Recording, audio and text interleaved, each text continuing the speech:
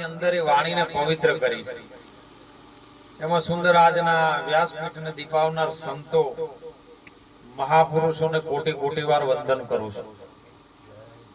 દરેક ભક્તજનોને સંત માતાઓને પણ ખૂબ ખૂબ વંદન કરું છું. આપણને જે મળ્યો છે ને એક આ મનુષ્ય દેહનો મરમ જાણવા માટે અવતાર મળ્યો છે. સાખીની અંદર મહાપુરુષે જ વાત કરી કે આયો ખરો પણ જાણ્યો નથી, અને મનુષ્ય દેહનો મરમ શેર અનાજને કારણે તે કોટી પહોંચ્યા. તો આ મરમ શું છે એ આપણે જાણ્યું નથી, શું વાત છે તે આપણને ખબર હજી સુધી નથી.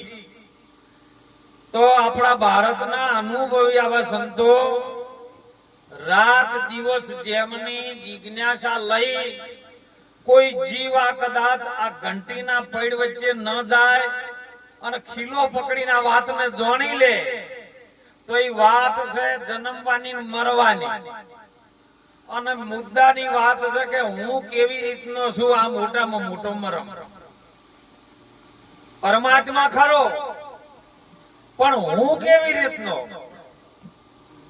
જો સુધી આ હું ન જાણો એ મોટામાં મોટો ભેદ છે. નિરાત મહારાજે પણ એમાં વાત કરી છે કે નોમ તો જાણ્યું પણ ના જાણ્યો નોમનો ભેદ. જેને જેને ભેદ નોમનો જાણ્યો એ તરત ખરો બન્યો. એટલે હવે આપણે ભેદ જાણવાનો છે. નોમ ભલે જાણી લીધું પણ જો રહેશે આ નોમનો ભેદ શું છે એ વાત આપણને જાણવા માટે ગુરુની જરૂર પડે છે. સદગુરુ હોય તો હો ને કે ગુરુ ઢગલા છે પાછા.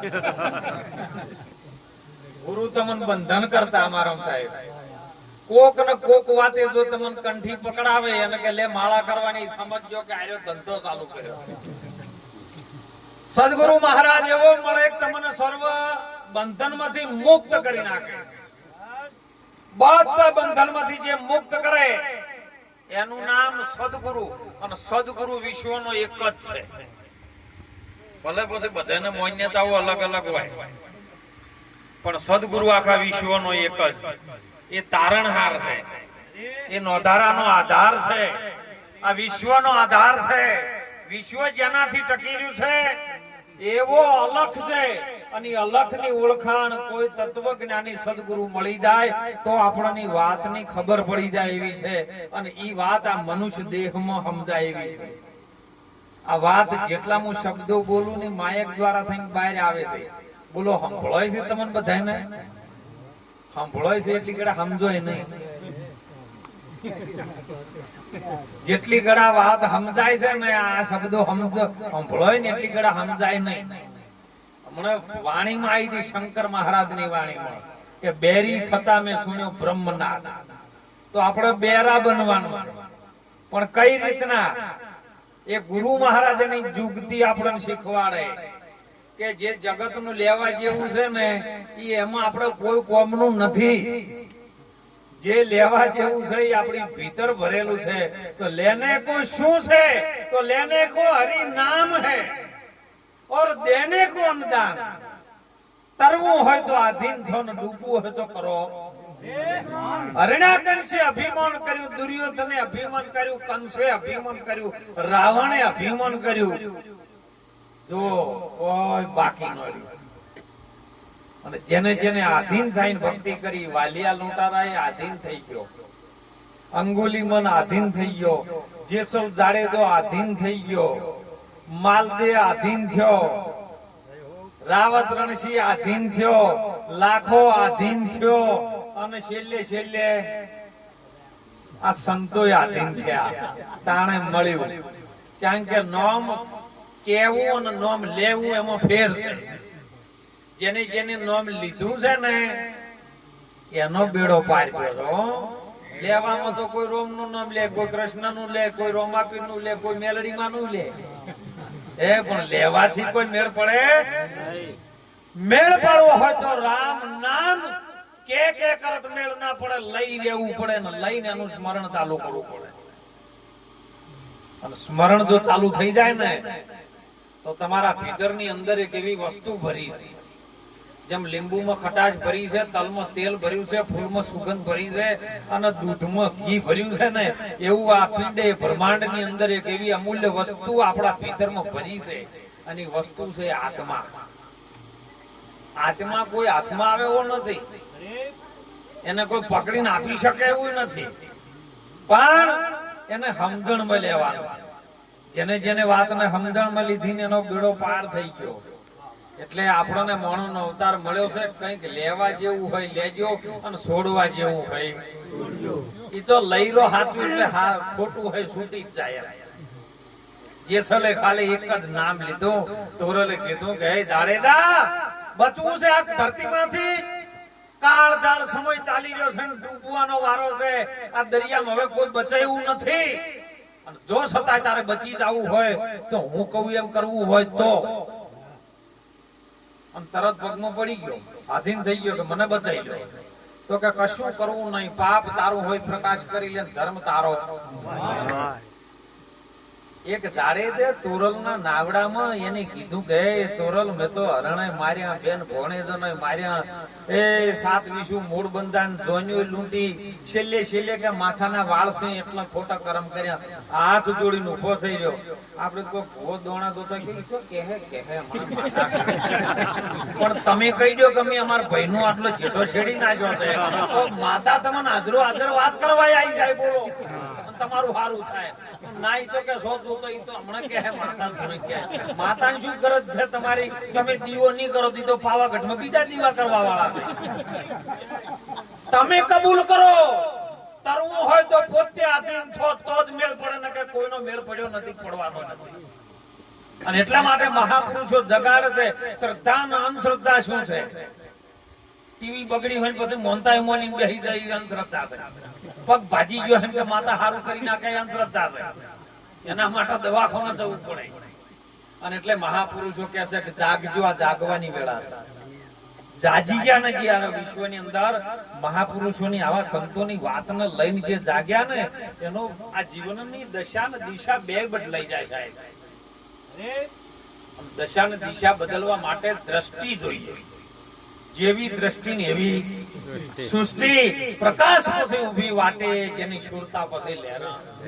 આ વાત કદાચ જો કોઈ હોભળે ને તો એ સુરતા હોભળી શકે છે, બીજું કોઈ હોભળવા વાળું છે આવડા કોણ છે ને બેસે ને મોટા મોટા છે તોય ન હોભળી શકે. પણ સુરતા જો તમારી જાગૃત હોય ને, અને એક જ વખતમાં હો અમારા એક વખતમાં જો ગુરુ મહારાજના બોધમાં બેસી જાય અને એક જ વખત જો લક્ષ્યમાં આવી જાય તો આવી જાય, નકે પછી 500 પાઠ કરો ને 500 પાઠમાં બેહો તો મેળ ના પડે. અને એટલા માટે જાગવા માટેનો જોગ છે. મોણો અવતારમાં વાત સમજવા જેવી છે, બીજા વાતને સમજી શકે એવી વાત નથી આરી.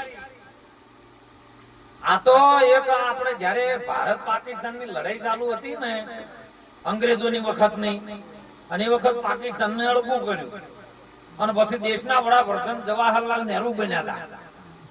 અને એવામાં એક જણાનું મગજ સટકી ગયેલું.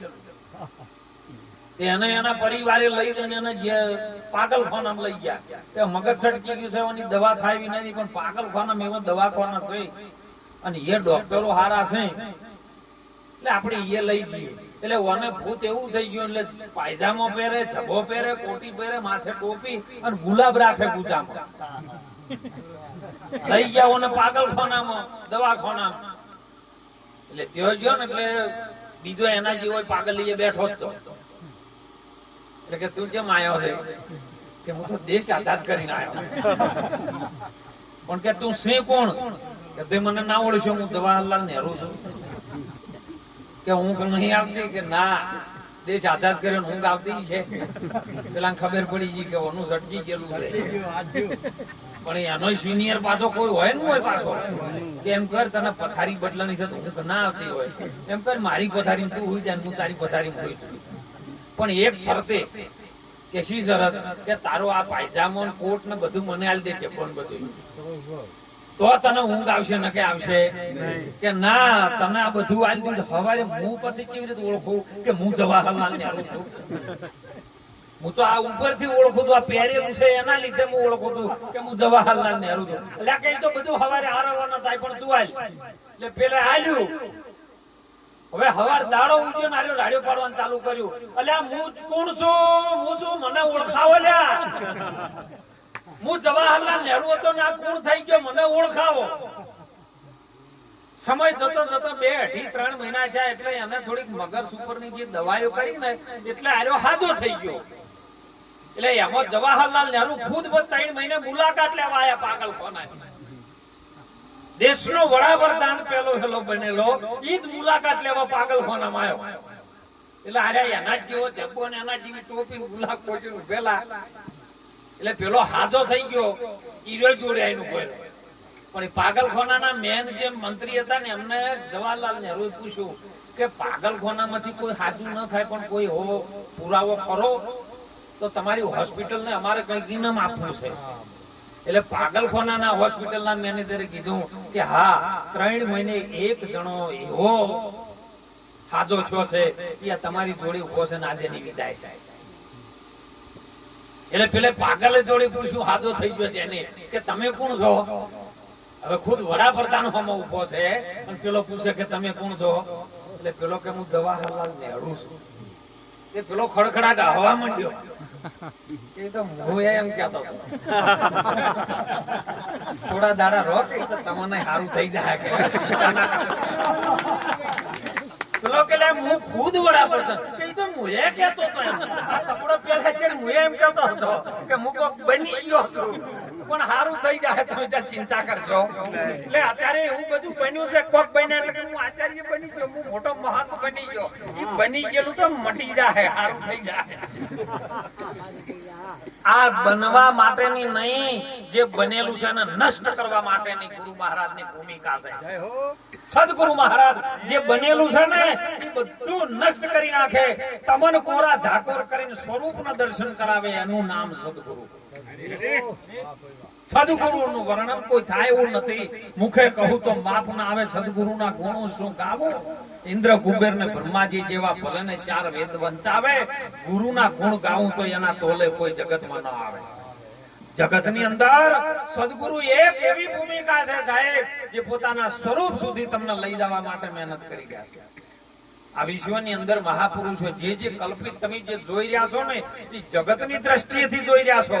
એક ચર્મ ચક્ષુથી જોઈ રહ્યા છો. અંતર ચક્ષુથી જ્યારે જોવા જાઓ ને ત્યારે જગત જેવી એવી વસ્તુ જ નથી આ વિશ્વમાં. કોઈ નારી નથી, કોઈ જાતીય નથી, કોઈ પુરુષ નથી. કેવલ એક આત્માની રમત ચાલી ગઈ છે. અને આત્માની ઓળખાણ જો એક વાર ખબર પડી જાય ને તો સાહેબ મીરાબાઈ ને એક જ વાર ખબર પડી ગયો. સદગુરુ મહારાજ રોહિદાસના ચરણે જઈ અને એક જ વખત એને ખબર પડી કે કૃષ્ણ હાથની મૂર્તિમાં હમાય એવડો નથી. કૃષ્ણ આ મૂર્તિમાં હમાય એવો નથી. મૂર્તિ માપમાં આવે. ધરતી માપવા જો તો માપમાં આવે. અગ્નિ માપવા જો તો માપમાં આવે. જળ માપવા જો તો માપમાં આવે. પવન માપમાં આવે પણ આકાશ માપમાં ન આવે. પણ સંતોએ તો આકાશને પણ માપી લે કે આકાશ કેવડું છે સાહેબ. ભલે વિજ્ઞાન માપે ન માપે પણ મારા મહાપુરુષોએ ભારતના સનાતન ધર્મના જે ઋષિ મુનિ આચાર્યો મહાપુરુષો એમને માપી લીધું કે આકાશ એવડું છે ને તમે ઓખો બંધ કરો ને એવડું છે. આકાશ સ્વામી નજર કરો ને ઓખો બંધ કરો ને એટલે આખું આકાશ ઓખોમાં આવી જાય. આકાશ તો સમણું એક વચનમાં સાહેબ. એ વચન 14 લોકમાં લાખા રમી રહ્યું છે ને વચન થી આ બધું રચાણું છે. વચને બ્રહ્માંડ રચાણો, વચને પવન ને પાણી, 7 સમુદ્ર વચને રચાણો અને વચને પૃથ્વી ઠેરવણી. તમે કોક લેજો સંત વચન ના જોણી. એ સત વચન છે ને સદગુરુના ચરણમાં પડ્યું છે. અને સદગુરુનું ચરણ છે ને એ અમરપદ ને પામવા માટેની ભૂમિકા છે. એ ભૂમિકા તમને ગુરુ મહારાજ સંતો બતાવે. એ ભૂમિકા જેના સમજણના ઘરમાં આવે હો એક જ વખત સમજાઈ જાય ને પછી સમજવું પડે નહીં. આમ તો વારંવાર સમજવું પડે ને તો સમજો કે જે સમજણો ખીચડી કાચી હોય ને કાચી એટલે મોય પાણી હોય ટીકડા પરપોટા પટપટ પટપટ પટપટ પટપટ થાય જ તો સમજો કે હજી કાચું છે આજે પણ તો પાણી માંથી બળી ગયું નહીં. વાતાવરણ સુંદર વાણીમાં આવી સાહેબ કે પાણી કેરિયા પેદાશ કરીને જળથી ડૂબતી રચાઈ છે. ઈ સાહેબ ને આપણે કેમ કરી છોડો તન મન ધન જો અર્પણ ની વાત આવી હતી સોમપુર મહારાજને કીધું અર્પણ કે સમર્પણ? અર્પણ રાખો એટલે અડધું રાખો ને અડધું આલો એનું અર્પણ, પણ તાહી આમ શરણાગત આમ સમર્પણ ભાવ થઈ જાય ને તો દારી વાત સમજાય હો, અર્પણમાં ન સમજાય. અને એટલે મહાપુરુષો સંતો જગાડી ગયા છે, જાગો, આ વિશ્વની અંદર તમારા સિવાય બીજું વિશ્વ કોઈ છે નહીં, બધું તમારા આધારે છે, પણ તમે કોણ એનો ભેદ પડ્યો છે ને ગુરુ મહારાજ. જો ઉદી હું છે ને તે ઉદી ભગવાન છે. ભગવાન કોઈ વસ્તુ હાથમાં આવે એવી છે નહીં. કબીર સાહેબે સુંદર વર્ણન કર્યું, હું આવું તો હરી નહીં અને હરી આવે તો હું નહીં. પ્રેમ કી ગલી હે સોકડી જો દો સમાયેગા જ નહીં. બેન જો તમે ભાળી ફરતા હોય તો હું એક કોક છું, બીજો ભગવાન છે તો સમજજો કે હજી બીખનો વારો છે. અને બીખ જો લાગે અંધારામ લાગે મહારાજ, અજવાળામાં કોઈને બીક લાગતી નથી. કોઈથી તમે જો પણ કોક કેમ કે આવો વડલે સુડેલ માં રે તમે દાડે જતા રહો પણ રાતના આવતા કે એ હોય કે છે કોઈ સુડેલ રહે તો પટી ગયું. અંધારું થયું એટલે જ બીક લાગે. એમ અજ્ઞાનતા છે એ મોટામાં મોટું અંધારું છે. આપણી અંદર જે વસ્તુ છે એને આપણે જાણતા નથી, અજ્ઞાન છે. અને અજ્ઞાન સિવાય બીજું કોઈ અંધારું નથી. એ અજ્ઞાન જ ગુરુ મહારાજ દૂર કરે, શાન આપીને કરે, બીજું કોઈ કરતા નથી. ગુરુ મહારાજ તમારામાંથી કાઢીએ ન લે કે મોય નવું ઉમેરે વાય. પિંડ બ્રહ્માંડમાં જોઈ લો તપાસી, નામ વિના કોઈ ઠામ નથી. એક હોયની એણીથી કોણ ઉપાડો એવી જગ્યા ખાલી નહીં, તો બીજું ઉમેરીશું. પણ શાન બતાવી કે આ રસ્તો હોય જવા જેવો છે ને નહીં જવા જેવો, અને છતાં તમે જો તો પછી દુઃખ આવે એમાં ગુરુ ના શું હોય. સાવ સોનાનું હોય નાવડું અને મોય બેહાર રોક વચ્ચે દઈને ઊંધું નાખે તો સદગુરુ ના શું હોય. એટલે મહાપુરુષો જગાડે કે તમે જાગી જો, ખૂબ જાગજો. સમય આ કળિયુગ છે. કળિયુગ એટલે કોઈ ખોટો સમય નથી. મને હમણાં બાપુ